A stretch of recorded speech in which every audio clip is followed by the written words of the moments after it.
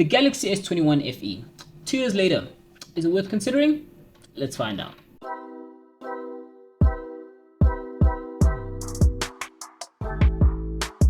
What is going on, everyone, and welcome back to Life in Tech with SK. I'm SK, and today we're going to talk about the Galaxy S21 FE and if you should consider it in 2024.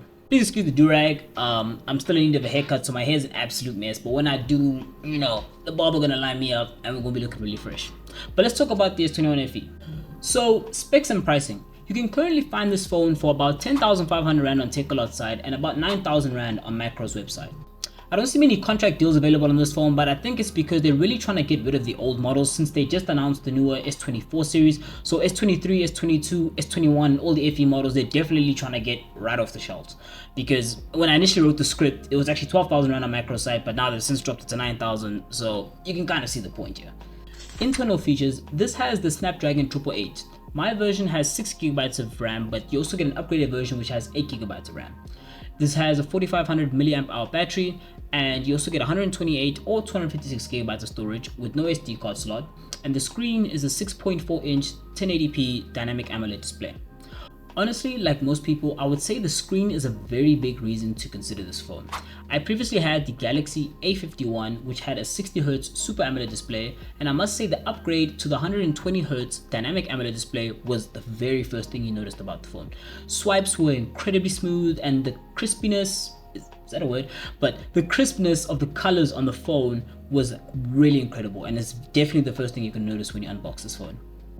Now, the finish on this phone is kind of where Samsung saves money on this. It doesn't have your premium glass back that most premium flagship phones have. Like, for example, this is the S24 Plus. It's got, you can't really see, but it's got your glass back. We'll be doing a review on this one, don't worry, but it's so slippery, guys, holy moly. But we won't worry about that. So the S21 FE just has your standard plastic back, and honestly, I don't think most people, if anyone, is really gonna notice this, because most people end up just chucking a cover on it anyway. I definitely didn't notice this. It was just something I had to mention when running a comparison between the S21 and the S21 FE. The fingerprint reader on the phone is an under-display optical sensor, which I think works really well even by today's standard, where ultrasonic fingerprint readers seem to be the way to go. Honestly, it still works really well, unless you really try to give the sensor a hard time by making your finger angle in a bit of a difficult way, then the sensor's gonna struggle quite a bit. Like we mentioned earlier, this has a 4500 mAh battery, which is even higher than the S24's 4000 mAh battery, which is stellar.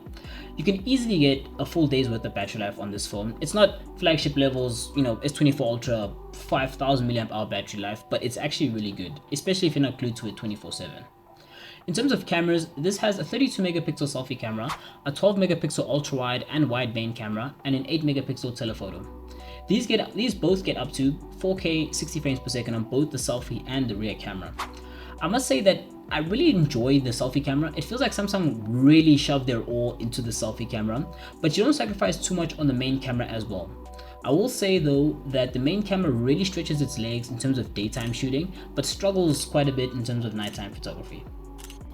My only beef with the camera app is that it takes an incredibly long amount of time to start up. Like, if you're planning on taking pictures or you're moving very quickly, please make sure you have the app open beforehand, because it just takes so long. Like at Christmas, for example, we're just chilling, and I'm like, we're at the beach, let's take some selfies, and I'm just like, okay guys, don't worry, I got it. A few moments later. Nah, don't worry, I got it, guys. A little longer than a few minutes later. And then eventually it'll start up, type of thing, which is it's not good, so just have it open beforehand, or maybe they fix it with the latest software update, but I'm not sure. I had a big problem with that. But another thing I also had a problem with was that I'm not sure if it's a bug, and I'm not sure if it's a bug with my service provider, which is Vodacom, or if it's a problem with Samsung itself, because it also happened on my A51 as well. But occasionally my mobile data just would not turn on. Like, I turn it on, like Samsung would say it's on, but it just won't turn on. So what I'd have to do is I'd go to settings, connections, mobile networks, and switch my network mode from LTE to 5G, or vice versa, depending what's on at the time, and then it will start working again.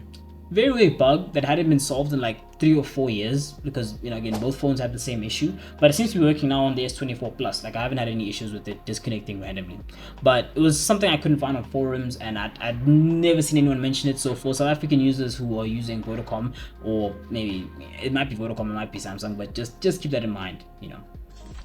Other phones you could consider in this price class are the iPhone 11, and the next two don't really come with Google services pre-installed, so it's a bit hard to recommend them, but I still think they're good phones. But the Huawei P40 and the Redmi Note 13 Pro. I couldn't find the S21 anywhere. I think those are officially out of stock like everywhere, but I would recommend giving the iPhone 11 a look, because it's still a really good phone, but I think you would really struggle with some storage issues. Unless you have iCloud storage, then that shouldn't really be a worry for you. So what do I think of the S21 FE? Well, I think it's a really good phone. Like, if you can pick up the 8GB of RAM and the 256GB of storage version, I think that would be great for long-term use, because the 128 gigs is definitely not sliding in today's era, especially with pictures and videos becoming so large and so high quality. But the cameras are really decent even by today's standards, and it has some great battery life. Like, I recently gave this to my mom. She had the S29 Plus. It's kind of old, but she really enjoys the full day battery life that she can get out of this phone.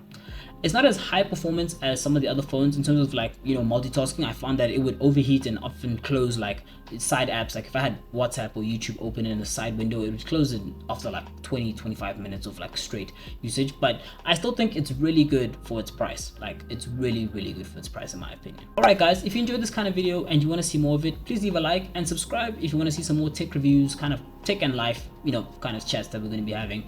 Next we have the S24 Plus that's going to be up, and then we've got the Buds 2 Pro on the chopping block. So until then, I'll see you guys in the next one.